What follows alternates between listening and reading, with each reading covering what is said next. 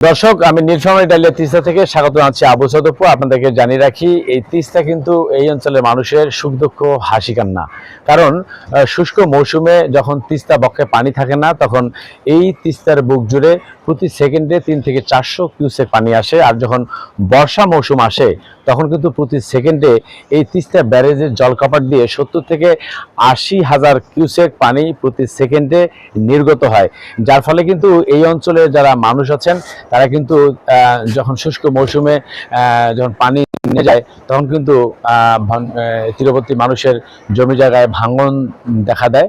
আর যখন বর্ষা মৌসুম আসে তখন কিন্তু নদীগর্ভে সর্বস্ব হারানোর একটা শঙ্কা কাজ করে। তবে একটি বিষয় আসলে না বললেই নয়, যে তিস্তাকে ঘিরে যে নতুন সমীকরণ চলছে এবং এই অঞ্চলের যে আঞ্চলিক যে কূটনৈতিক হিসেব নিকেশ তা কিন্তু অনেকটাই পরিবর্তন এসেছে। তিস্তা নদীকে ঘিরে কিন্তু নতুন করে উত্তাপ ছড়িয়েছে দক্ষিণ এশিয়ার কিন্তু কূটনীতিতেও। বহু প্রতীক্ষিত তিস্তা মহাপরিকল্পনা বাস্তবায়নের আলোচনা যত এগোচ্ছে ততই বাড়ছে আঞ্চলিক পর্যায়ে নানা বিশ্লেষণ, নানা মন্তব্য। তবে প্রশ্ন উঠেছে, তিস্তা কি শুধু নদী নাকি এটি একটি ভূ রাজনৈতিক গুরুত্বপূর্ণ কেন্দ্রবিন্দু? এমন প্রশ্নের উত্তর কিন্তু অনেকেই খোঁজার চেষ্টা করছেন, তবে সেটি হয়তো সময় বলে দিবে।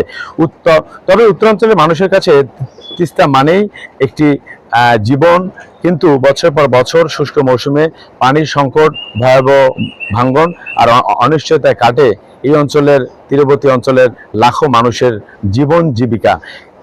কারণ কৃষকরা তাদের ফসল হারায়, নদী গর্ভে বিলীন হয় অসংখ্য বসতভিটা। এই বাস্তবতা চিত্র মহাপরিক্রমা ঘিরে মানুষের মধ্যে নতুন একটা প্রত্যাশার সৃষ্টি করেছে। তবে প্রস্তাবিত প্রকল্পে নদী খনন, তিন সংরক্ষণ, ভাঙ্গন প্রতিরোধ, আধুনিক সেচ ব্যবস্থা এবং নদীকেন্দ্রিক যে অর্থনৈতিক গড়ে তোলার যে পরিকল্পনা রয়েছে তা যদি বাস্তবায়িত হয় তাহলে উত্তরাঞ্চলে কৃষি, যোগাযোগ এবং অর্থনীতিতে বড় ধরনের পরিবর্তন আসবে, এমনটি মনে করেন কিন্তু যারা নদী বিশেষজ্ঞ ঠিক তারা। এদিকে যদি বলতে চাই যে প্রকল্পটি নিয়ে আন্তর্জাতিক অঙ্গনেও কিন্তু চলছে নানা আলোচনা সমালোচনা। বিভিন্ন বিশ্লেষকরা তাদের বিভিন্ন মতামত প্রকাশ করেছেন এবং তিস্তা মহাপরিকল্পনার অগ্রগতি এবং সম্ভাব্য আন্তর্জাতিক অংশীদারিত্বকে ভারত নিবিড়ভাবে পর্যবেক্ষণ করছেন। কারণ তিস্তা একটি আন্তঃসীমান্ত নদী এবং এই অঞ্চলে কৌশলগত ভারসাম্যের সঙ্গে বিষয়টি জড়িত। তবে এ নিয়ে কিন্তু বিভিন্ন পক্ষের দৃষ্টিভঙ্গি ভিন্ন ভিন্ন রয়েছে। তবে বাংলাদেশের অবস্থান একদমই পরিষ্কার। তিস্তা প্রকল্পের মূল লক্ষ্য হচ্ছে দেশের মানুষের কল্যাণ নিশ্চিত করা এবং নদীকে পুনর্জীবিত করা এবং কৃষিতে পানির নিশ্চয়তা দেওয়া এবং ভাঙন কবলিত মানুষের নিরাপত্তা নিশ্চিত করাই এই উদ্যোগের প্রধান উদ্দেশ্য। তিস্তা এখন শুধু একটি নদীর নাম নয়, এটি উন্নয়ন, পানি বন্টন, আঞ্চলিক সহযোগিতা এবং কূটনৈতিক আলোচনার একটি গুরুত্বপূর্ণ অংশ। তাই প্রকল্পটি কিভাবে এবং কবে বাস্তবায়িত হবে সেদিকেই নজর রয়েছে দেশ বিদেশের সংশ্লিষ্ট মহল এবং তিস্তা তীরবর্তী মানুষের। তবে সবশেষ একটা কথা না বললে নয়, তিস্তার স্রোত যেমন বদলায় তেমনি বদলাচ্ছে আঞ্চলিক সমীকরণও। শেষ পর্যন্ত এই প্রকল্পটি উত্তরাঞ্চলের মানুষের দীর্ঘদিনের দুর্ভোগ লাঘব কতটুকু কমাতে পারবে সেটি যেমন একদিকে প্রশ্ন, আর ভারতের সাথে যে কূটনৈতিক এবং ভূ রাজনৈতিক যে একটি বিষয় রয়েছে সেই ভূ রাজনৈতিক বিষয়টি কতটুকু এগোবে এবং কতটুকু এই রাজনৈতিক সমীকরণের মধ্য থেকে এই দীর্ঘ প্রতীক্ষিত ঝুলন্ত তিস্তা চুক্তি আলোর মুখ দেখবে। আর এটি আলোর মুখ দেখলে একদিকে যেমন পানির ন্যায্য হিসেবে যেমন আদায় হবে, তেমনি তীরবর্তী এলাকাগুলো যেসব ভাঙন দেখা দেয় সেই ভাঙন কিন্তু নিয়ন্ত্রণ হবে।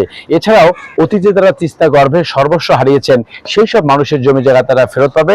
এছাড়াও তিস্তা মহাপরিকল্পনার জন্য বিগত দিনে চায়না সরকার যে একটি প্রজেক্ট প্রোফাইল দিয়েছিলেন 7,874,000 কোটি টাকার, সেই প্রজেক্ট প্রোফাইলে কিন্তু এখানে ইকোনমিক্যাল জোন, হেলিপ্যাড সহ এবং পানি থেকে বিদ্যুৎ উৎপাদন, এই সব কিছু মিলেই যদি তিস্তা মহাপরিকল্পনা যদি বাস্তবায়ন হয় তাহলে এই অঞ্চলে যেমন দৃশ্যপট বদলে যাবে, তেমনি নতুন মাত্রা যোগ হবে উত্তরাঞ্চলের সর্বক্ষেত্রেই।